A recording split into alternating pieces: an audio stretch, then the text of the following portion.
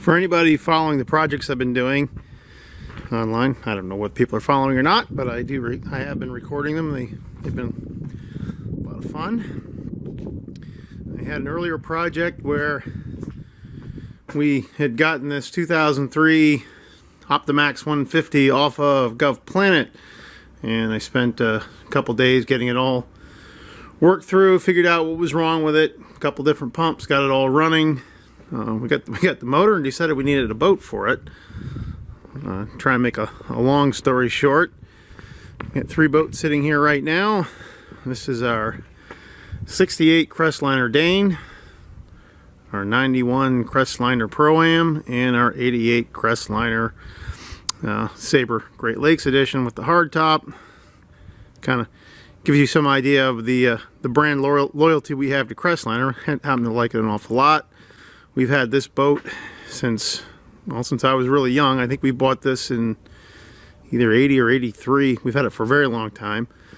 It's got the Merc 1250 on it, which I'm going to be removing here shortly. This motor has been fantastic. There's another video I have of it running. We are going to sell it. Kind of hate to see it go. I spent many hours behind that ski pole as a kid, and I've spent many hours with this boat with my kids behind this ski pole, all pulled by this 1250. It's been just a great motor. Loved it. Nothing wrong with it. And now that we have another boat, we bought this boat. It is rated for a 150. It did come with a good running 115. I've had this all operating. Be nice to have an oil injected motor, so this motor, the 115 Mariner, is going to go on this boat. The jack plate that is on this boat, this motor was on the boat when we got it, but it's a longer shaft motor, and we never thought it was quite right. So we did put the jack plate on it, lifted it up so that the cavitation plate was flush with the bottom of the boat the way it's supposed to be.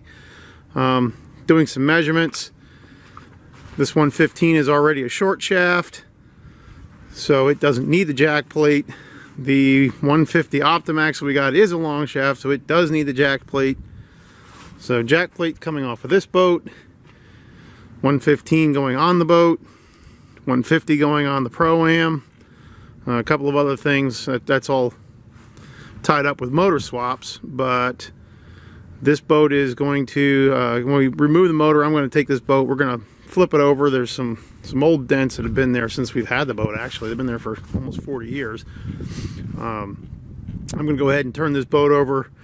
We're going to fill the dents, fair it all out, make it nice and smooth on the way on the bottom the way it's supposed to be, and I'm going to repaint this boat and make it look new again. Maybe address a couple things. The floor is good and solid, but the carpet's lousy, so we're going to probably do the same vinyl floor treatment I'm doing on my Starcraft pontoon boat.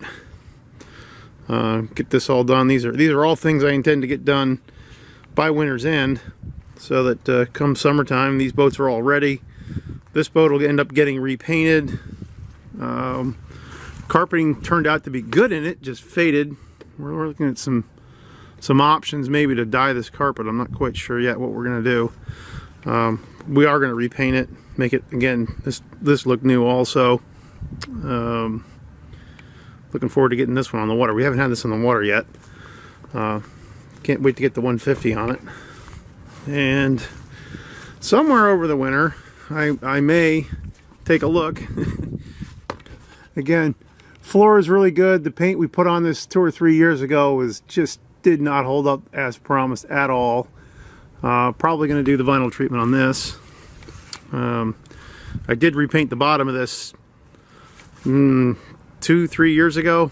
I repainted this. We never did do the top. At some point I'll probably pull the top in, and we have all the new decals for the 150. If you have any of these Optimaxes, you're probably very familiar with how terrible their vinyl decals were. They all just peeled right off. In fact, the 2003 is doing the same. The funny thing is, when you look at an older, this is a 95, I think, kicker motor we put on here, 25 horse, the stickers are fine. So there must have been something they did differently after 2000 with the stickers.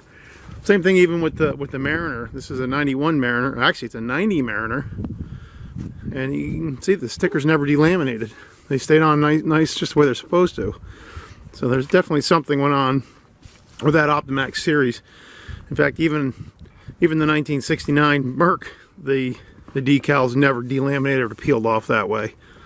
So anyway, another video here shortly. I guess I'll video pulling this motor off in case anybody's interested. So I'll put this out soon. Time to take the motor off. So first thing I'm gonna do is put her down.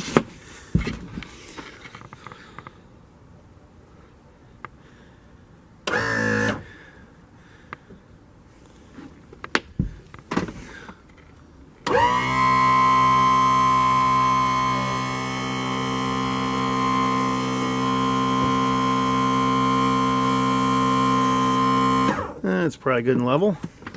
Nice to know the battery's still charged.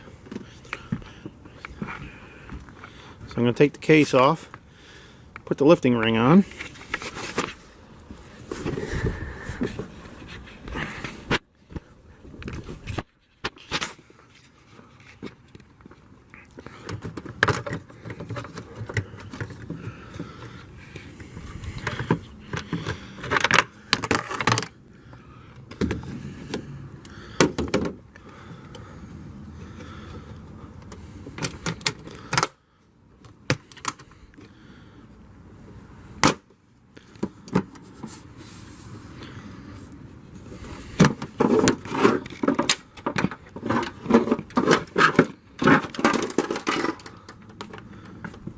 Put this in the boat for now.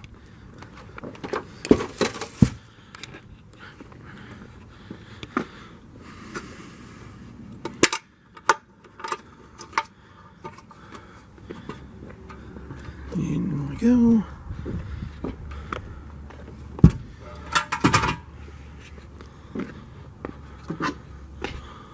Lifting ring is going to go on.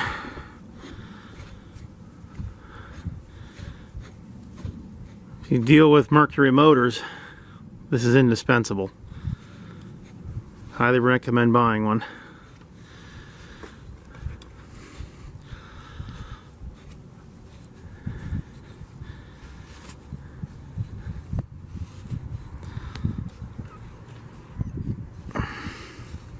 There, it's all the way on there now. Let's pull the power, pull the fuel.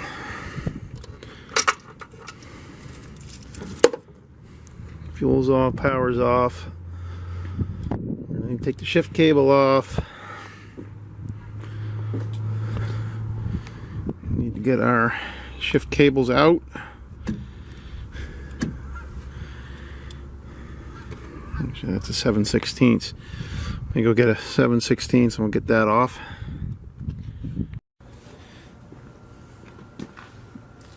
Alright, let's take off our nut.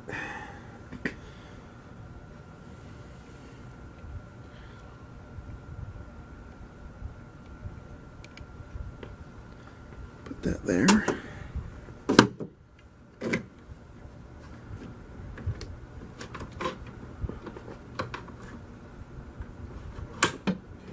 That one comes. Now here so we don't lose it.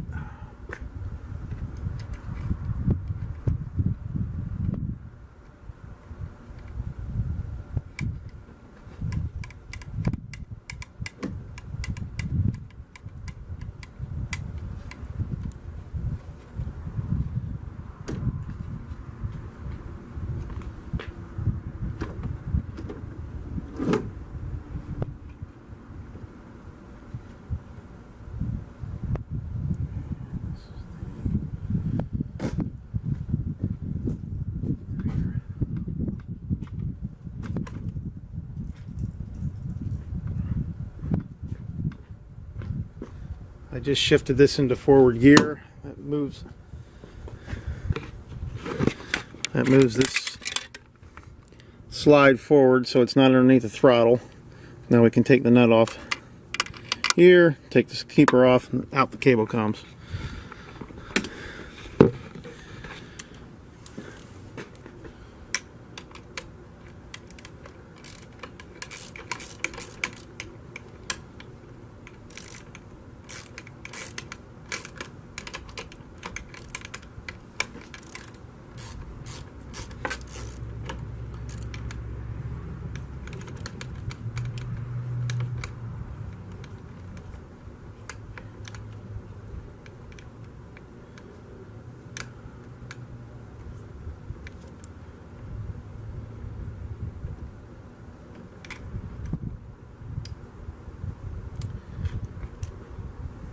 Nut.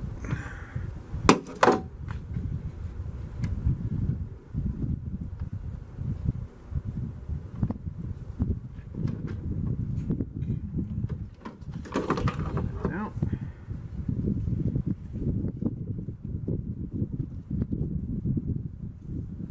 Put our nut back so we don't lose it.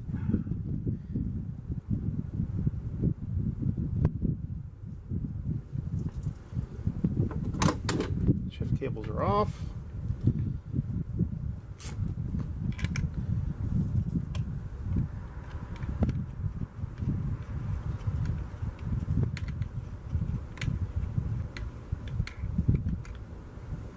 Something didn't go on. That go in there. Let's try that again.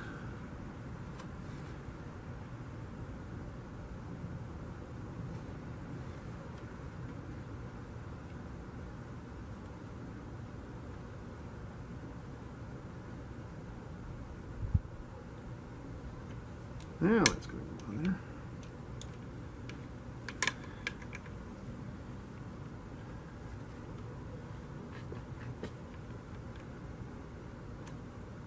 Okay, now the nut's on there. Put her back into neutral. There we go. Back into neutral. Rag, hands are dirty.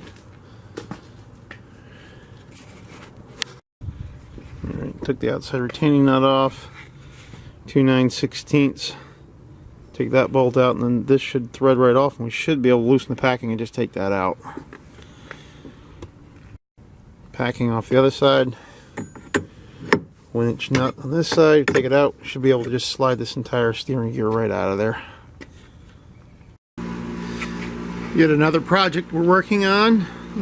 If you're following my pontoon boat, that's something I'm doing. We're actually going to try and redo 3 boats over the winter.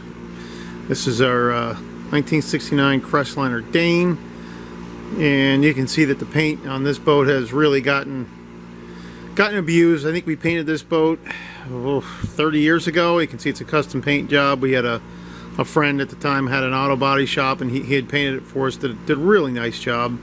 But 30 years of use and abuse and hitting docks and everything has really done a number on the paint. So we're gonna go ahead and dismantle everything on this boat, take it all back down to just the hull, take the interior out.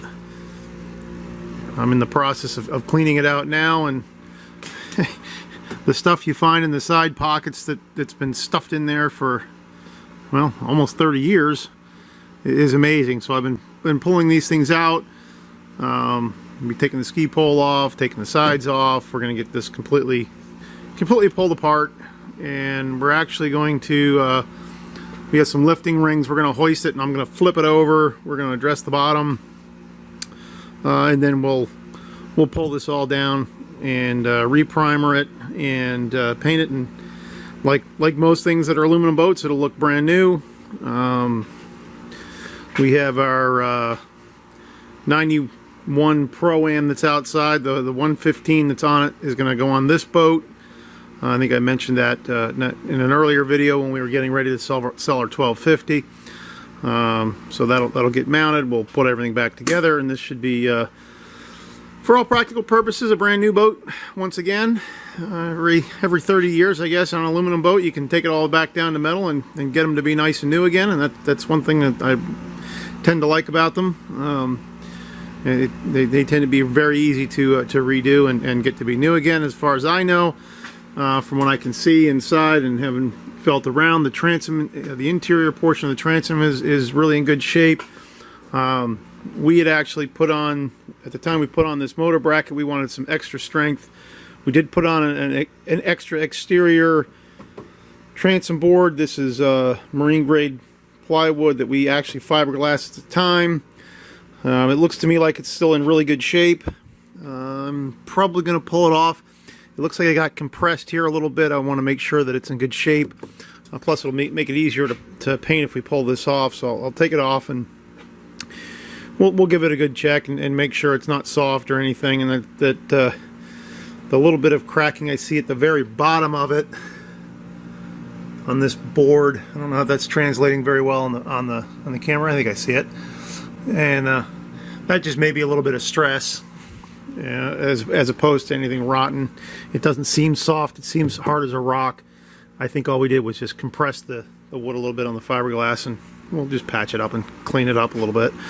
And then I'll address this. This actually happened in a pretty bad windstorm. I have a dock with a jack on it, and the jack handle happened to be right here.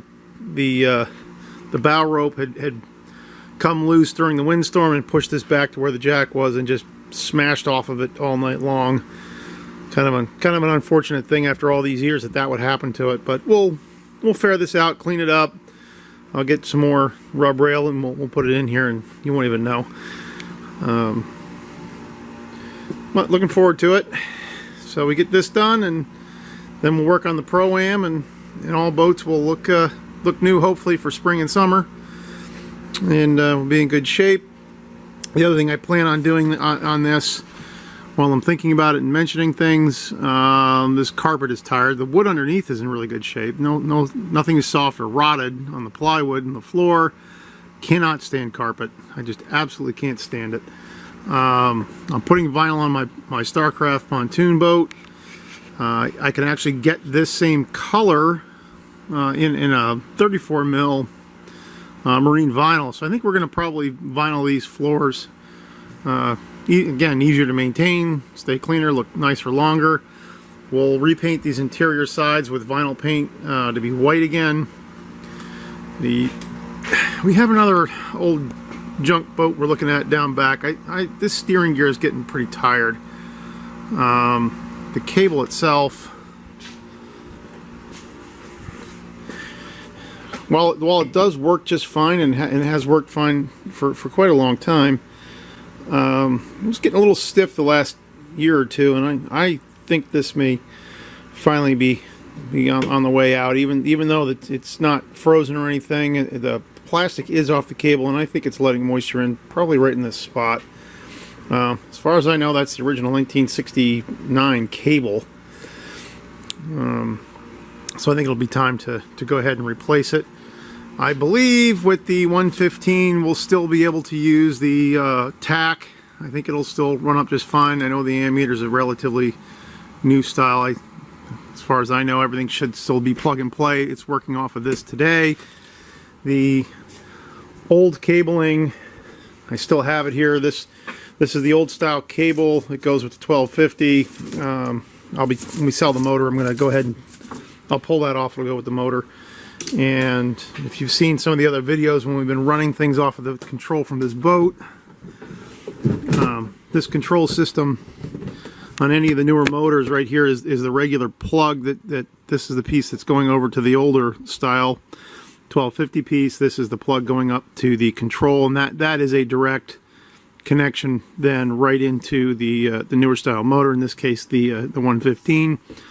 I know it plugged directly into the 8390 that we sold, and the 115 I took a look underneath. It definitely has the same connection, so shouldn't need anything different for the control system. The only downside to this particular control is, while it's a newer style one, we'd replaced the old original a long time ago, it doesn't have the power trim built in. That was on the dash at the time. That was how the power trim had always worked, so we didn't need one at that time. Now we have a nicer, newer one. I think I have a different control switch around here somewhere. we might just reuse that dash control rather than doing anything different. It's the 3-wire. It should probably work just fine. So we may just do that. And I've got to take the power trim unit out of this. It has no need to be here. We'll let that go with the 1250. Shift cables obviously are new, so that's all good. So anyway, on with the cleaning.